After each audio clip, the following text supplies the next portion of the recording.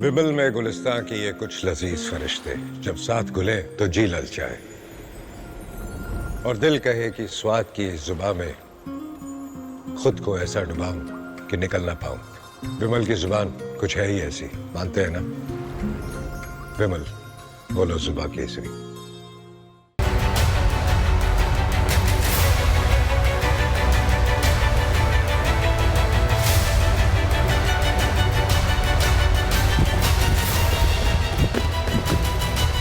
नमस्कार, रिपब्लिक भारत देख रहे हैं आप। आपके साथ मैं हूं सुमित चौधरी। वक्त हो गया आपके फेवरेट शो तरकश का, और तरकश में आज आपको बताने वाला हूं कि एक तरफ इजराइल ने ठान रखा है कि किसी भी सूरत में ईरान को परमाणु जो बम है वो हासिल नहीं करने देगा, तो दूसरी तरफ यह कयास लगाया जा रहा है, रिपोर्ट जो दावा कर रही है कि इजराइल की तरफ से अपना परमाणु बम तैयार कर लिया गया। क्या कुछ चल रहा है आपको बताने वाला हूं, लेकिन शुरुआत आज की बड़ी खबर के साथ यहां पर करने वाले हैं, क्योंकि बड़े हमले जिस तरीके से इजराइल जो है वो लगातार कर रहा है, बड़े हमले ईरान के अस्वान परमाणु केंद्र पर किए गए हैं।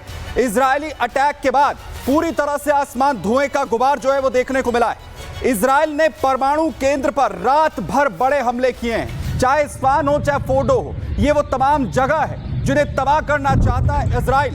हमले में परमाणु केंद्र को नुकसान पहुंचने का भी दावा यहां पर किया जा रहा है। जिस तरीके से ये बड़े हमले यहां पर किए गए हैं, तो ईरान के इस्फहान परमाणु केंद्र पर जिस तरीके से जोरदार धमाका गया, तस्वीरें भी आप देख रहे हैं, जहां कैसे धुएं का गुबार जो है वो उठ रहा है। अलग अलग जो ठिकाने हैं परमाणु के, जहां पर ये दावा किया जाता है कि ईरान की तरफ से अपना जो परमाणु प्रोग्राम है चलाया जा रहा है, वहां पर ये बड़े हमले किए गए हैं। और इसलिए एक और बड़ी अपडेट आपको युद्ध क्षेत्र से दूं, जहां पर ईरान के कई परमाणु केंद्रों पर हमले किए गए हैं। इस्फहान हमला जो है आपने देखा, वहीं इजराइल ने ईरान पर भीषण हमले किए। ईरान के कई परमाणु केंद्रों पर ये हमले किए गए, आईडीएफ की तरफ से कंफर्म किया जा रहा है। और वहीं जानकारी ये भी है कि इस्फहान न्यूक्लियर साइट पर भी अटैक किया गया है, जैसी जानकारी आई। और वहीं ईरान के कई टॉप कमांडर्स को ढेर किया गया है, कई परमाणु वैज्ञानिकों को एक बार फिर से टारगेट करने की जानकारी जो है वो भी सामने आ रही है। यानी पूरी तरह से मिशन साफ है इजराइल का कि किसी भी परमाणु केंद्र को नहीं छोड़ा जाएगा। जो परमाणु वैज्ञानिक इस पूरे प्रोग्राम से ईरान के लगे हुए हैं, उन पर बड़े हमले जो हैं वो लगातार यहां पर किए जाएंगे। और बड़ी जानकारी एक और, इस्फहान में ईरान का परमाणु ठिकाना है, ये IAEA की तरफ से कंफर्म किया जा रहा है। IAEA ने परमाणु ठिकानों की जो पुष्टि है वो यहां पर की है। और इस्फहान हो, फोर्डो हो, या फिर वो तमाम जगह जहां पर यह कहा जा रहा है कि ईरान अपने वैज्ञानिकों के साथ परमाणु हथियारों को डेवलप कर रहा है, उन तमाम ठिकानों को निशाना जो है वो इजराइल लगातार बना रहा है। सभी ठिकानों पर बमबारी इजराइल की तरफ से ईरान में जारी है, और किसी भी सूरत में ईरान जो है वो परमाणु हथियार ना हासिल करे, इस पूरे कोशिश में इस वक्त इजराइल जो है वो लगातार लगा हुआ है। लेकिन क्या ईरान ने परमाणु बम तैयार कर लिया है? ये सवाल इसलिए क्योंकि लगातार ईरान में भूकंप की तस्वीरें भी सामने आ रही हैं। कई रिपोर्ट्स में दावा किया जा रहा है कि ईरान का एटम बम पूरी तरीके से तैयार हो चुका है। खुद अमेरिकी राष्ट्रपति ट्रंप ये इससे पहले कह चुके हैं कि ईरान कभी भी 1 महीने के अंदर बम तैयार कर सकता था। लेकिन ईरान का परमाणु बम अगर तैयार है तो क्या होगा? क्या महातबाही आएगी? इस युद्ध में आगे क्या होने जा रहा है, जरा देखिए।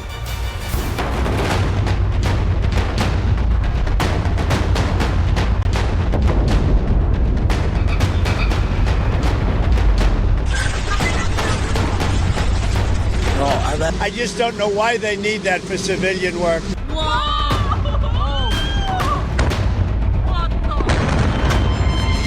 Atomic bomb in the hands of this mad regime. क्या ईरान ने कर लिया परमाणु परीक्षण?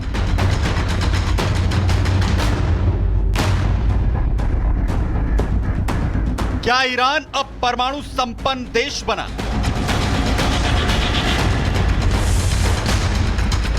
क्या ईरान में भूकंप का मतलब परमाणु परीक्षण है?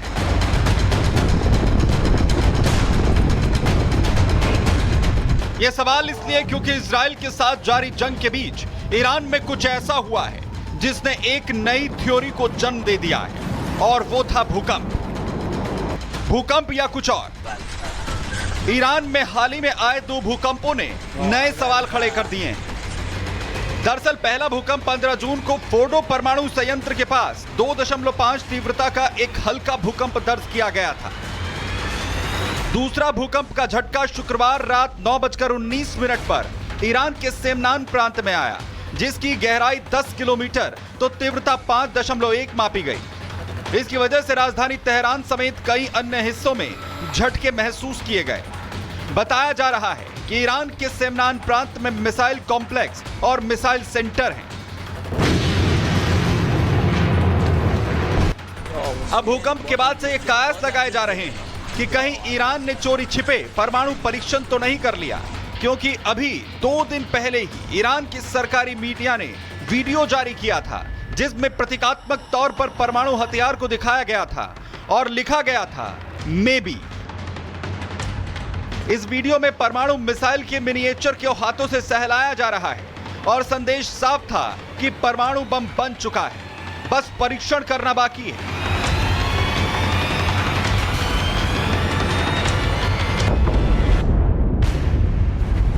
अब 2 दिन पहले जारी वीडियो के बाद आने वाले भूकंप के झटकों ने परीक्षण के संकेत दे दिए हैं और इसे और पुख्ता कर दिया है तुलसी गबार्ड और ट्रंप के बीच मनमुटाव ने।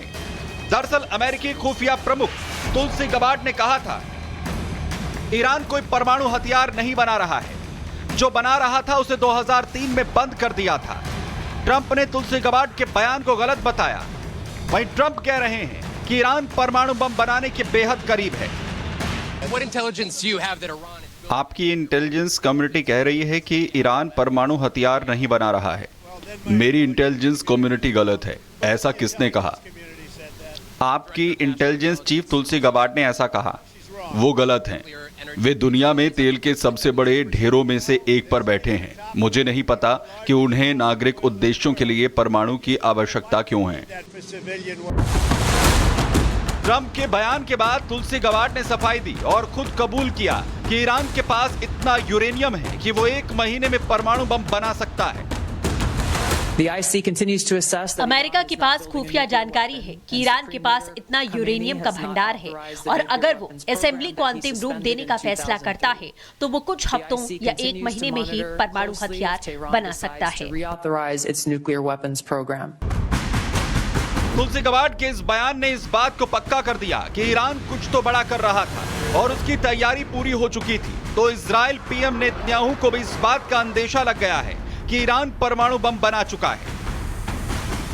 20,000 ऐसे रॉकेटों में से एक, 20,000 एक नहीं, ये एक रॉकेट है, एक मिसाइल है और दूसरा निश्चित रूप से इस पागल शासन के हाथों में परमाणु बम है।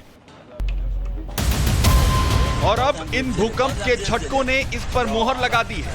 हालांकि वैज्ञानिक इस भूकंप के झटकों के 2 और कारण बता रहे हैं। पहला, इजराइल के मिसाइल अटैक से भूकंप और दूसरा प्राकृतिक कारण से भूकंप, क्योंकि इजराइल लगातार ईरान के परमाणु ठिकानों को निशाना बना रहा है और आज उसने इस्फहान में बड़ा धमाका कर इसे बर्बाद कर दिया। इस्फहान में एक परमाणु स्थल पर रात में 2 बार इजराइल ने हमला किया।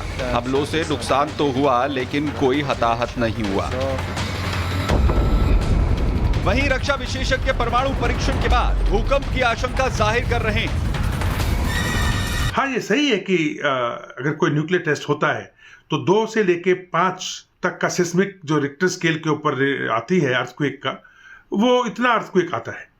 लेकिन ये एल्पाइन हिमालयाज हैं और यहाँ पर इसी महीने ईरान के अंदर ये अर्थक्वेक आते रहे हैं।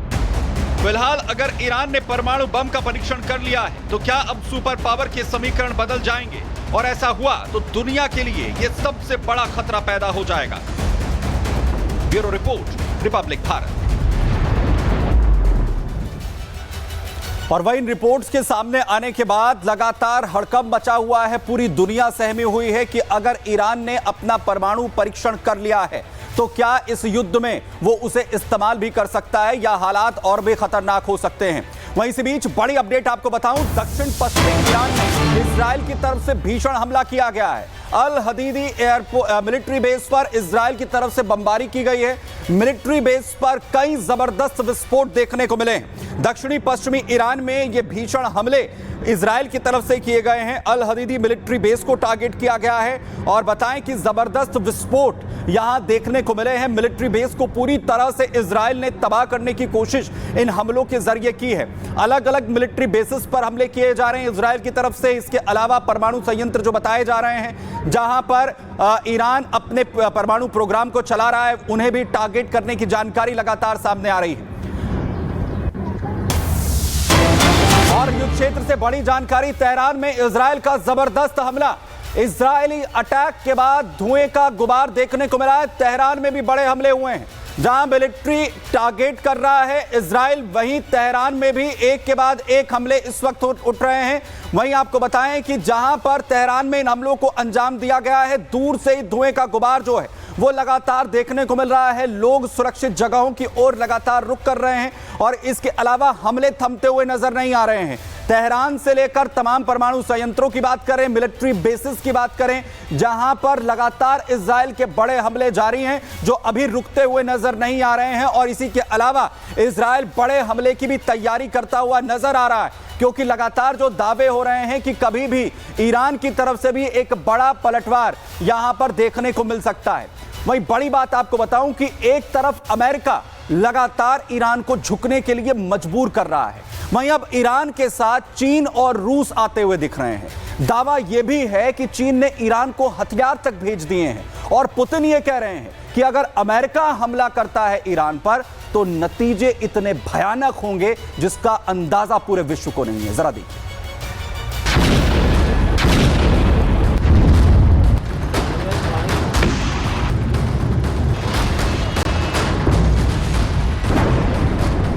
ईरान के सख्त तेवर, नहीं हटेगा पीछे।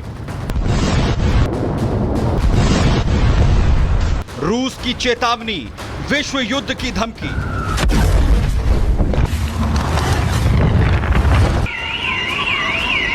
चीन के कार्गो विमान ईरान को भेजे हथियार। एक तरफ ईरान के परमाणु परीक्षण के कयास लगाए जा रहे हैं, तो दूसरी तरफ ईरान ताबड़तोड़ हमले कर रहा है। एक के बाद एक सैकड़ों ड्रोन इजराइल पर कहर बरपा रहे हैं। इजराइल के कई शहर खंडर होते जा रहे हैं, तो कई बिल्डिंग ध्वस्त हो चुकी हैं।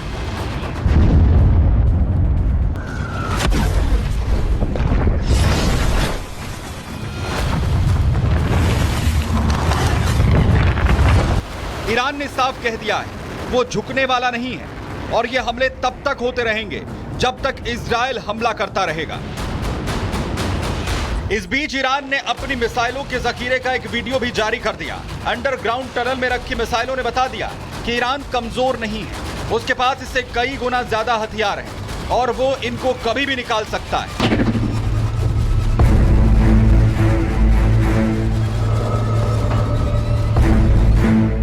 मैं इत्मीनान मिगम, अब तक जो किया गया है वो पर्याप्त नहीं है। हमने अभी तक अपनी सैन्य क्षमता का 30% से भी कम इस्तेमाल किया है। हम हर दिन युद्ध को तेजी के साथ बढ़ाएंगे।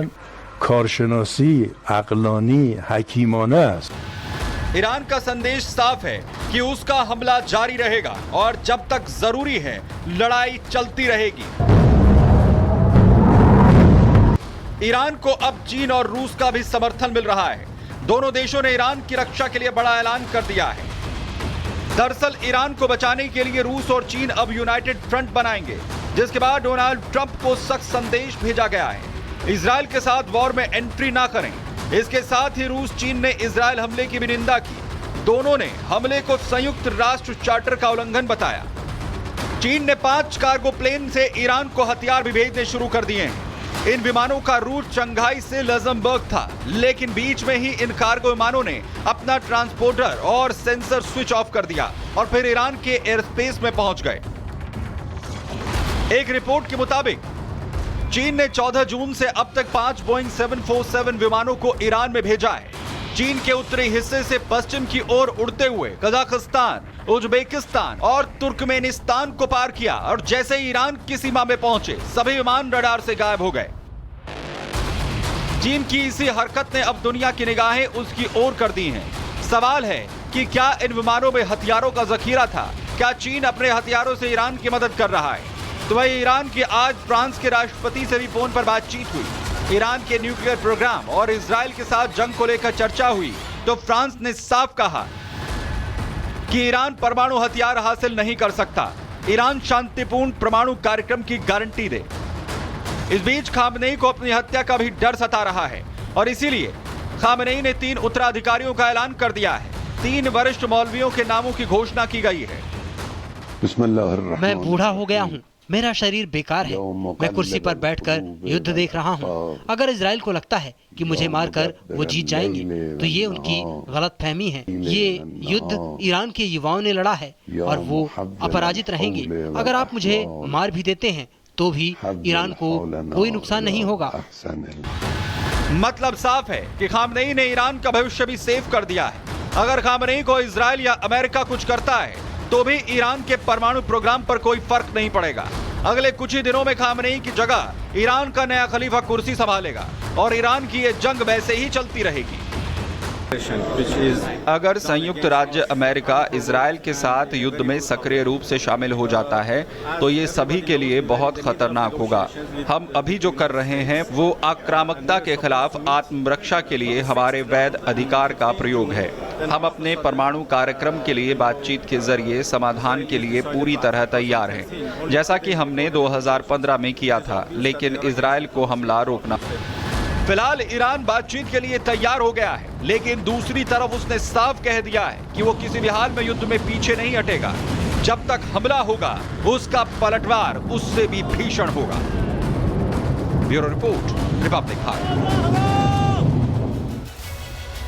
तो सवाल यह है कि क्या चीन और रूस भी अब सीधे इस युद्ध में उतर जाएंगे, और अगर ऐसा होता है तो यह महाविनाश की ओर बढ़ने वाला एक और कदम होगा जो इस युद्ध को आगे लेकर जाने वाला है। वहीं दूसरी तरफ इजराइल का इस युद्ध में एक ही निशाना है कि किसी भी तरह ईरान के परमाणु प्रोग्राम को खत्म करना है, और इसमें सबसे ज्यादा जरूरी है ईरान के फोर्डो प्लांट को खत्म करना, जो अमेरिका की सहायता के बिना संभव नहीं है। तो क्या 14 दिन के बाद अमेरिका ईरान के फोर्डो को पूरी तरीके से तबाह कर देगा? क्या इसके बाद वो इजराइल के साथ मिलकर तबाही जो है वो ईरान में लेकर आएगा? क्या होगा, जरा देखिए।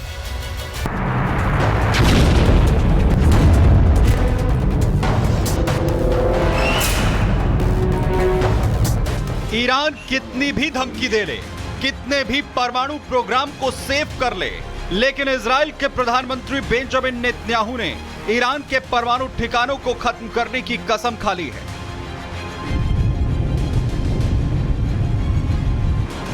एक के बाद एक ईरान के परमाणु ठिकानों को बर्बाद किया जा रहा है, और केवल परमाणु ठिकाने ही नहीं, उसके परमाणु वैज्ञानिकों को भी चुन चुन कर मारा जा रहा है।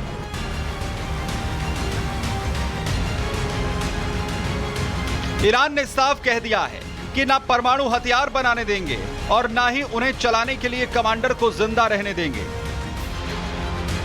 7 दिन में 6 टॉप परमाणु वैज्ञानिकों को मारा। इजराइल ने 9 दिन में 17 परमाणु वैज्ञानिक मारे। इसके बाद इजराइल ने ईरान के अस्फहान में परमाणु ठिकानों को निशाना बनाया, जिसके बाद वहां पर भीषण आग लग गई। ये तस्वीरें धमाके के बाद की हैं। इजराइल ने अस्फहान पर लगातार 10 धमाके किए। परमाणु सेंटर्स के चारों तरफ धुएं का गुबार दिखाई दिया। दक्षिण पश्चिमी ईरान में इजराइल के भीषण हमलों की ये सबसे नई ताजा तस्वीरें हैं। अल हदीद मिलिट्री बेस पर इजराइल की बमबारी हो रही है। मिलिट्री बेस पर एक के बाद एक कई जबरदस्त विस्फोट हुए। इजराइल की मिसाइलें लगातार ईरान में तबाही बरसा रही हैं। ईरान के बहबहान में इजराइल ने भीषण बमबारी की तो ईरान की धरती कांप गई। कई सैन्य ठिकानों पर इजरायली एयरफोर्स ने अटैक किया, तो वहीं तेहरान में इजराइल के हमलों के बाद आसमान काला हो गया। इजराइल ने ईरान के शिरजा शहर को भी निशाना बनाया तो उसके सैन्य ठिकानों में तबाही बरसा दी। इजराइल ने अब तक ईरान के 12 सैन्य अफसरों को हमला कर मार दिया है, तो वहीं ईरान के कई परमाणु ठिकानों को निशाना बनाया है। नतांज, इस्फहान, फोर्डो पर हमला किया गया है। ईरान में करीब 657 लोगों की मौत हो चुकी है। 2000 से ज्यादा लोग घायल हुए हैं। रात में हमने इस्फहान और पश्चिमी ईरान में परमाणु साइट को और अधिक नुकसान पहुंचाया। ये इस्फहान पर दूसरा हमला था जिसे युद्ध के पहले 24 घंटों में ईरानी परमाणु कार्यक्रम को नष्ट करने के इजराइल के लक्ष्य के तहत मारा गया था। एक तरफ ईरान इजराइल के हमले रुकने के बाद अमेरिका से बातचीत करने की बात कह रहा है, तो दूसरी तरफ डोनाल्ड ट्रंप इजराइल के हमलों को रोकना ठीक नहीं बता रहे। ट्रंप इजराइल की जीत की घोषणा कर रहे हैं। If somebody's winning, it's a little bit harder to do than if somebody's losing. But we're ready, willing, and able, and we've been speaking to Iran, and we'll see what happens. Just a time to see whether or not people come to their senses. That's all it is. तो Donald Trump बार बार यही कह रहे हैं कि अभी वक्त लगेगा, सोचने के लिए वक्त चाहिए कि अगर सीधा हमला जो है वो ईरान पर करना है या फिर नहीं। लेकिन ये बात पूरी तरीके से तय है कि चाहे अमेरिका हो या फिर इजराइल, ये तय कर चुके हैं किसी भी सूरत में ईरान को परमाणु बम हासिल नहीं करने देंगे। इस एक साथ तर्कश में फिलहाल के लिए इतना ही, दीजिए इजाजत, छोटे से ब्रेक के बाद वापस लौटें। विमल में गुलिस्तां के ये कुछ लजीज फरिश्ते जब साथ घुलें तो जी ललचाए और दिल कहे कि स्वाद की जुबान में खुद को ऐसे डुबाऊं कि निकल ना पाऊं। विमल की जुबान कुछ है ही ऐसी, मानते हैं? विमल बोलो जुबान कैसी?